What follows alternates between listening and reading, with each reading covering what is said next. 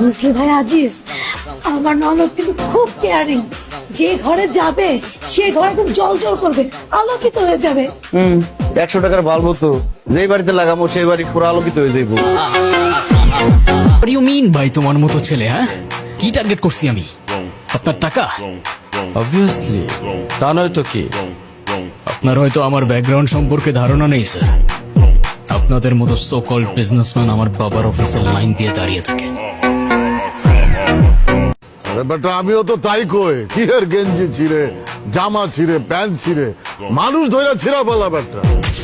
এখনকার পোলা পান সব ফার্মের মুরগি, আমগো মতো কলজা অগনাই, বুঝছো? আজকের এই ভিডিওতে আপনারা দেখবেন বর্তমান সময়ে বাংলা নাটকের জনপ্রিয় অভিনেতাদের সেরা কিছু অ্যাটিটিউড ডায়লগ, যে ডায়লগগুলি সোশ্যাল মিডিয়ার কল্যাণে রাতারাতি নির্দুনে তোলপাড় সৃষ্টি করে দিয়েছিল। রাস্তার পাশের চা দোকানে চা খাইতেছিলাম, পুলিশ হয়ে কয় আপনি অ্যারেস্ট।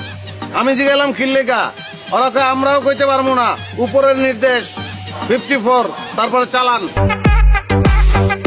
সুতরাং গাইস, আপনি আপনার পছন্দের অভিনেতাদের এমন সব ইন্টারেস্টিং ডায়লগগুলো একসাথে উপভোগ করতে চাইলে পুরো ভিডিওটি সম্পূর্ণ দেখার অনুরোধ রইল। এই সময় কম, শুরু করো। আর হ্যাঁ গাইস, মূল ভিডিওতে যাওয়ার আগে আপনার কাছে আমাদের এই ছোট চ্যানেলটি সাবস্ক্রাইব করার অনুরোধ রইল। ঠিক আছে ঠিক আছে, তাহলে আর বেশি কথা না বাড়িয়ে চলো ভিডিও শুরু করা যাক। সো গাইস, লিস্টের শুরুতে আপনারা দেখবেন নির্জন না হলে টিকটক কাঁপানো অ্যাটিটিউড ডায়লগগুলি। আমার পথের যত কাটা আমার শুটার করে কিল, আমি খালি পকেট নিয়ে আমার মিলিয়নের tale. You know what I am saying bitch. সমস্যা কি তোর? কান্দাস কেন? তুই ছেলে মানুষ না? তুই কাঁদবি কেন? মেয়েরা তোর জন্য কাঁদবে।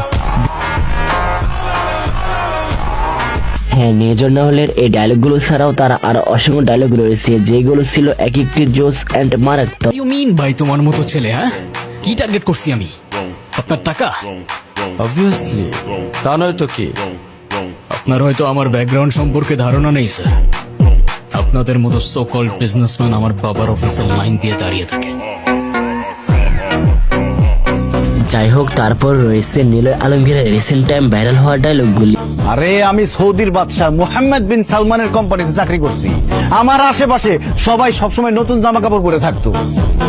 এখন তোমরা সবাই যদি আমার আশেপাশে পুরান জামা কাপড় পরে থাকো, তোমাদের তো বোন, আব্বা, আম্মা, বউ মনে হইব না, মনে হইব খাদিম খাদ্দামা। খাদিম খাদ্দামা এর মানে কি ভাইজান? আরে কাজের লোক ওই বাড়ির কাজ টাজ করে, বুঝবি না।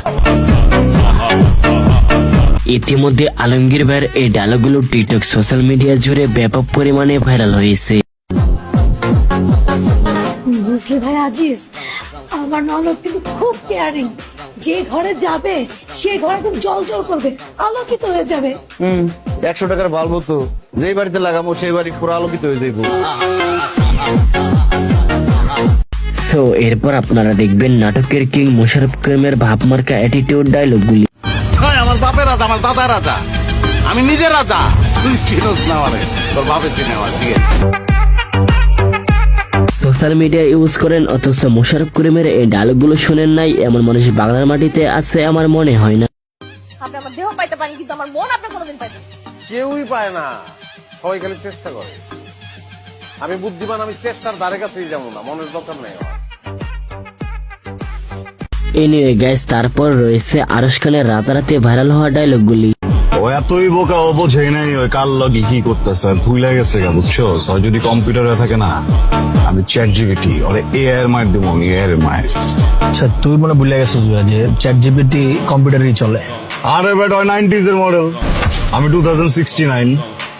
ওরে তো আমি 420 মারুম না, ওরে আমি 49ও মারুম না, ওরে মারুম আমি 69 স্টাইলে, বুঝছস না? একদম মনে কর পাগল হয়ে যাবো গা, পাগলের রাস্তায় নাই মা, কানবো, চিল্লে, এবার সবারই জিগাবো আমি পাগল হয়েছি কিনলে। সত্যি আরশ খানের এই ডায়লগগুলো ছিল উপভোগ করার মতো, যেটা প্রপারলি আমার কাছে বেশ ভালোই লাগছে। কথাটা সিম্পল, একটা ছেলে যদি একটা মেয়েকে ভালোবাসে, ওই মেয়েটা না তখন ছেলে লাইফের অক্সিজেন হয়ে যায়, আর অক্সিজেন ছাড়া কেউ বাঁচে? এনিওয়ে গাইস, এরপর আমরা দেখব মুশফিকার ফারহানের কলিজা কাঁপানো ডায়লগগুলি। বস্তির মাস্তান থেকে এই শহরের মাফিয়া বানাইছে, আর যে মাফিয়া বানায় শেখে সিক্রেট মাফিয়া। তা কয়টা প্রেম করেন আপনি? একটাও না, সিঙ্গেল।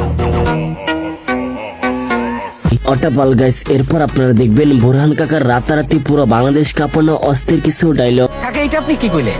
আমি মানুষের চাকরি করু, মানুষের সার ডাকু, মানুষে উল্টা আমারে সার ডাকু। যদিও সিজন 5 আমরা বোরহান ক্যারেক্টারকে এখনো দেখিনি, তবে আশা করা যায় খুব অল্প সময়ের ভিতরে তিনি ব্যাচেলর পয়েন্টে আবার কামব্যাক করবেন। আপনি এলাকার এত বড় একটা হেডো, আপনার লোকে যদি এক কাপ চা না খায় তাহলে কি হইব? শুনেন, আমি কিন্তু ঢাকা শহরের কোনো হেডো বাট আপনার আমার খুব ভালো লাগছে। যাই হোক, এরপর আপনারা দেখবেন অলরাউন্ডার পাশার রক্ত গরম করা অ্যাটিটিউড কিছু ডায়লগ। ঠিক আছে, আপনি কেস উঠায়েন না, আমরাও দেখি কি করতে পারি। পরে শহর থেকে কেউ হারাই গেলে আবার কাঁদেন না। আপনি কি আমাকে থ্রেট দিতেছেন? পাশা কাউরে থ্রেট দেয় না, পাশার আওয়াজটাই একটা থ্রেট।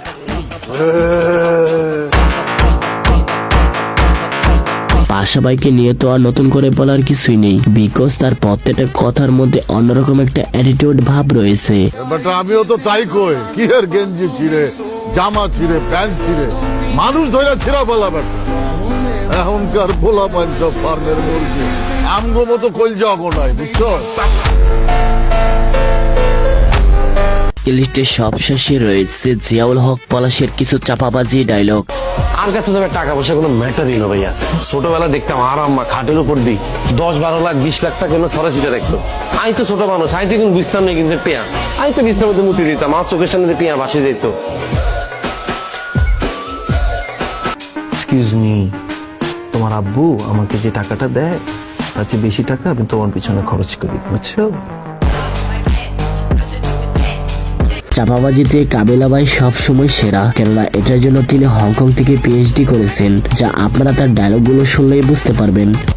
আই কাকা সাচ্চা মুসলমান, আর সামনে যদি আমরা মদ খান আর কিচ্ছু হইতো না। আই যেমনি নিজেরা কন্ট্রোল করি হেমনি কন্ট্রোল করুন, কোনো সমস্যা নেই। তো বন্ধুরা, আজকের মতো এই পর্যন্তই, দেখা হচ্ছে পরবর্তী কোনো নতুন ভিডিওতে। ততক্ষণ ভালো থাকবেন, সুস্থ থাকবেন, টেক কেয়ার, আল্লাহ হাফিজ। आपके सामने एक बड़ा सा रेड बटन है। दबा दिया।